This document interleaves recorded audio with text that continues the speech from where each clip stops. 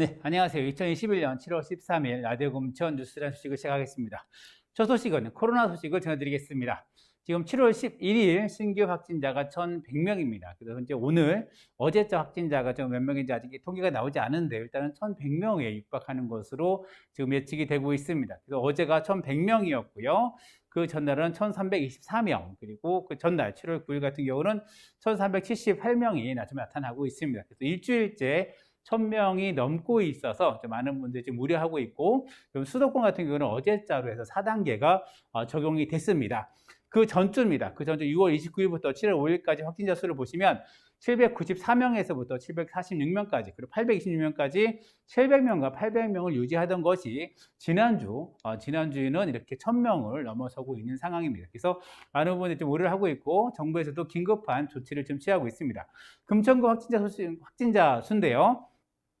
6월 26일 같은 경우는 3명, 4명 하다가 7월 달 들어오면서 급격히 올라갑니다. 급격히 올라가고, 그리고 지금 7월 6일 좀 떨어지는데, 이거 같은 경우는 주말에입니다. 그 주말 같은 거 이렇게 떨어지고 있는 거고, 다시 쭉 올라가서 13명까지 일일 확진자가 7월 7일 같은 경우는 13명이 발생했습니다. 그리고 7월 11일이 일요일입니다. 일요일 같은 경우는 그 수치가 내려가고요. 월요일이 가장 낮습니다. 지금 도표상으로 보시게 되면은 일요일 날 확진 검사를 받는 분들이 없기 때문에, 그래서 월요일 날 수치가 가장 적은 거죠. 그래서 9일이 가장 좀 적게 나타나고 있습니다. 그래서 금천구도 지금 지난주 같은 경우는 13명에서 9명까지 이렇게 좀 많이 늘어난 상황이 매일매일 발생하고 있습니다. 그래서 지금 정부에서는 지금 7월 12일부터 이제 4단계를 적용했는데요. 그걸 더불어서 예방접종을 좀 확대하고 있습니다. 지금 6월 접종 대상자는 지금 60세에서 74세 중에서 못 맞은 분, 예방접종을 맞아야 되는데 이걸 놓치신 분들 이제 접종이 가능하고요. 그리고 보육 종사자분들이 이렇게 접종이 가능합니다. 지금 수험생, 고등학교 3학년 같은 경우는 7월 19일부터 접종을 시작을 합니다. 이거는 지금 교육청하고 그 예방접종센터와 지금 협의를 하고 있는데, 일단 7월 19일이 있는 그 주부터 접종을 시작할 것으로 예상이 됩니다. 이거는 고3에 해당이 되는 거고요. 그리고 보육 종사자 같은 경우도 7월 중에 접수가 될 것 같습니다. 그리고 지금 홈페이지가 마비되어 있는 것은 지금 55세 이상 56세가 7월 12일부터 예약을 좀 받기 시작을 했습니다. 그것이 좀 진행이 되고 있고요. 지금 50세부터 55세까지, 54세까지는 7월 19일부터 예방접종 신청을 받습니다. 신청을 받는 거고, 접종 기간은 예방접종 시기마다 좀 다른데, 금천구 같은 경우는 지금 7월 12일 어제부터 신청을 받으신 분은 예방접종 기간은 7월 29일 월요일부터 8월 7일까지 진행이 됩니다. 그리고 예약 기간 50세부터 54세까지는 다음 주죠. 7월 19일부터 7월 24일까지 예약을 하시면 8월 9일부터 접종을 받을 수가 있습니다. 그러니까 날짜를 이렇게 하나하나 예약을 하는 거죠. 어제가 첫 4단계 적용 첫날인데요. 어제 제가 대명시장 한번 먹자골목 좀 돌아봤습니다. 근데 보면 골목이 좀 한산하고, 각 식당이나 아니면은 술집, 이런 호프집에 보면은 2명씩 앉는 테이블이 좀 2~3개만 좀 있었고, 사실 손님이 없는 곳도 많이 있었습니다. 하면 9시 정도에서는 아예 문을 닫는 상점들도 많이 있어서, 사실 이제 4단계 적용 첫날에 좀 거리가 한산한 풍경을 보여주고 있었습니다. 그리고 급속도 관내에 7월 12일부터는 중학교, 고등학교 같은 경우는 전격 원격 수업에 들어갔고요. 초등학생 같은 경우는 7월 14일부터 전면 원격 수업 됩니다. 이거는 서울시 교육청의 지침으로 원격 수업은 일단 7월 14일부터 되는데, 준비가 가능한 학교들은 7월 12일부터 할 것을 지침으로 좀 내렸습니다. 그래서 이렇게 적용이 되고 있고요. 그리고 7월 19일부터는 고등학교 3학년에 백신이 접종이 되고 있고, 그리고 금천구의 관내 72개 경로당 2주간 전면 지금 휴관된 상태고, 복지관도 마찬가지로 필수 인력과 필수 프로그램을 제외하고는 현재 휴관 상태입니다. 그래서 금천구 관내에 있는 여러 가지 공공기관들이나 공유시설 같은 것도 다 전면적으로 지금 폐쇄가 된 상황으로 알고 있으면 될 것 같습니다.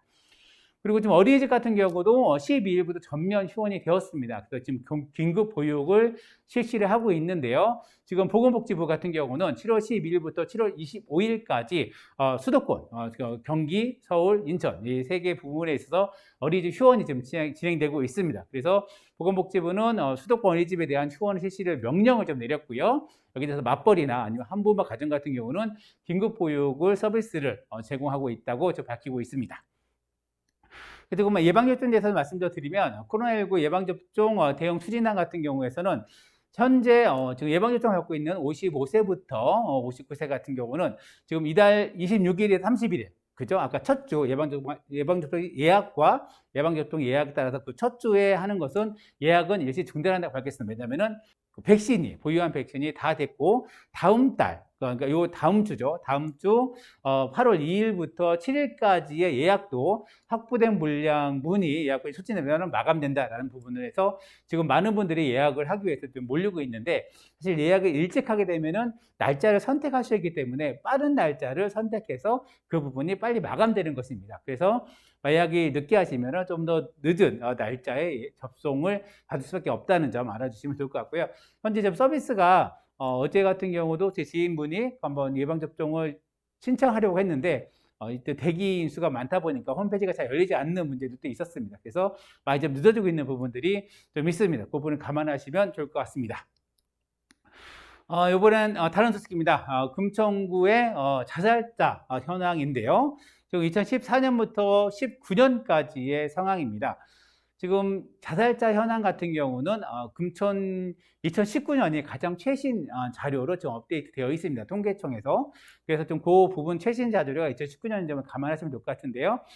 2014년에 68명, 한 해에 금천구 주민 68명이 자살합니다. 그러다 이렇게 좀 이렇게 수치가 왔다 갔다 하다가 2018년에 47명까지 내려갔다가 2019년에 73명으로 다시 껑충 올라가게 됩니다.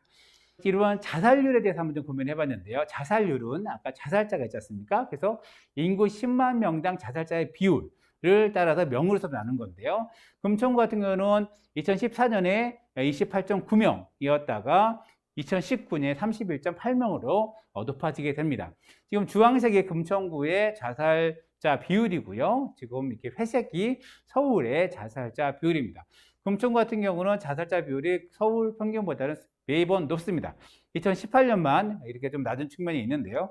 여기에 대해서 좀 이런 자살자 대비가 2018년 대비 70%가 증가했다. 이것은 정책의 실패가 아닌가라고 지적이 나왔는데요. 전년도 강수정 구의원이 229회 정례회에서 지적한 내용입니다.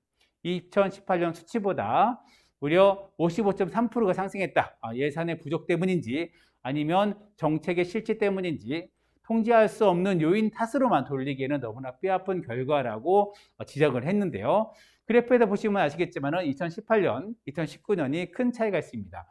자살자 같은 경우도 보시면 2018년과 2019년 같은 경우는 자살자로만 비교하면 약 70%가 늘어나는 상황입니다. 이 사이에는 무슨 일이 있었느냐? 2018년 7월에 유성원 구청장이 취임하게 됩니다. 그 외 변화 요인 같은 경우도 있겠지만 현재적으로는 가장 큰 두드러지게 변화 요인 같은 경우는 2018년 7월에 구청장에 바뀌는 부분들이 있습니다. 이거에 대해서 정책 실패가 아닌가라고 질의한 것 같고요. 이걸 좀 자세히 살펴보면 2012년과 2013년 금천구 자살률은 서울시에서 1등이었습니다. 이것 때문에 금천구 같은 경우는 자살률을 낮추기 위해 상당히 많은 노력을 좀 기울였고요. 그리고 결과 2014년 11월에 금천구 자살 예방 및 생명 존중 문화 조성을 위한 조례까지 만들었습니다. 그래서 2018년에는 자살률이 8위까지 떨어졌는데요. 이것이 2019년 다시 좀 높아진 상황이라고 좀 분석하면 될 것 같은데요. 일단 자살률을 좀 분석을 해보면 최근 20, 30대 비율이 여성 자살률이 좀 높아지고 있는 게 있습니다. 하지만 그 전에 2014년, 13년 같은 경우는 40, 50대 남성 비율이 여성보다도 3.5배가 높습니다. 그리고 전 연령대로 봐도 남성의 자살률이 높습니다. 그런데 2019년 유일하게 30세, 34세의 여성 자살률이 남성 자살률을 추월하게 됩니다. 강수정 구의원 같은 경우는 자살률이 높은 도시가 과연 행복하다고 말할 수 있는가라고 되물으면서 금천구의 자살 방지를 위한 정책이 필요하다고 좀 지적을 했는데요. 그리고 좀 안타깝게도 대한민국은 OECD 국가 중에서 자살률이 1위였습니다. 보건복지관의 2021년 자살 예방 100세에 따르면은 금천구가 1위를 차지했는데요. 주요 원인으로는 사회 통합 수준과 가족 관계의 약화가 그 자살률이 높아지는 원인이라고 밝히고 있습니다. 그래서 타 연령보다는 노년층에서 자살률이 좀 높은 것으로 나타나고 있는데요. 이 문제는 질병이나 이런 문제도 있지만 사회적 고립이나 아니면은 주변인의 유대감이 약화, 그리고 좀 노인을 등한시하거나 노인을 하대하는 이런 문화가 사실 정서적으로 큰 영향을 미치지 않았나라고 조금 분석을 하고 있고요. 이런 보건복지부 보고서에 따르면은 자살 예방 성공 사례로 분류되고 있는 나라의 공통점은 각 나라의 자원과 환경에 근거해서 접근해서 사회 통합적인 노력이 필요하다라고 합니다. 사실 자살자에 부분에서 자살을 막는다 하면은 뭐 상당 심리라는 부분이 있거나 아니면 그분들의 통합 사례 관리를 한다 이런 부분들은 많이 멈춰져 있는데 이 보고서에 따르면 이 전체적인 노동 환경 그리고 주민들 간의 연대감 그리고 이런 여러 사회 전체적인 문제가 개선돼야만이 자살률을 낮출 수 있다는 부분이 좀 다가오고 있고 이것이 금천구에도 하루빨리 이런 것이 적용되고 개선됐으면 좋겠다는 생각을 해봅니다.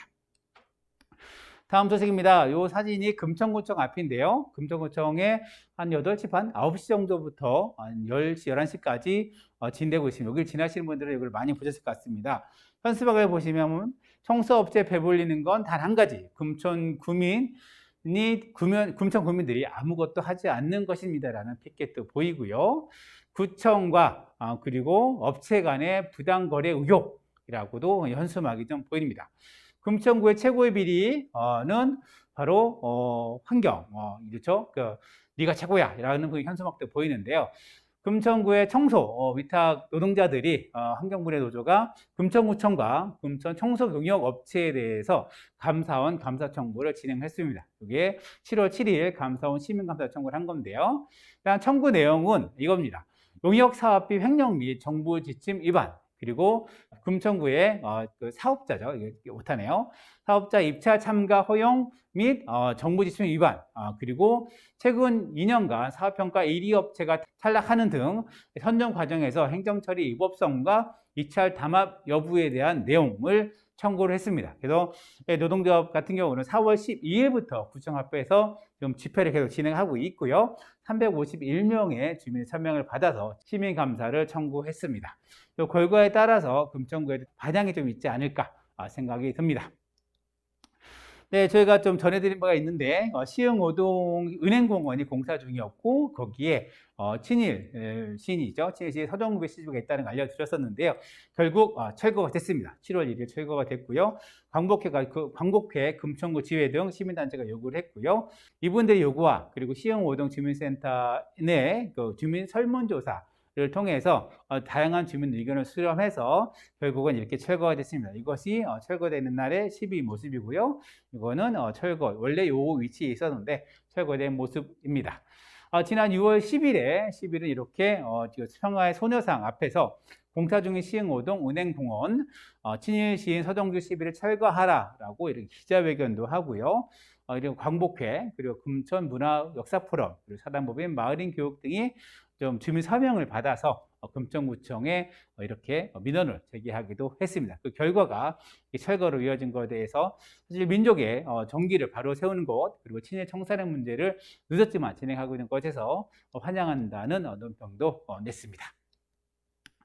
여러분 그 월경 여성분들은 안 할 수는 없죠. 폐경기까지 몇십 년을 월경을 하게 됩니다. 하지만 특히 청소년 같은 경우는 이 월경에 대해서도 좀 비용이 많이 들어가고 있는데 우리 월경용품 구입에 드는 돈이 비싸다고 생각하는가에 대해서 청소년 76.9%가 매우 그렇다라고 답을 했습니다.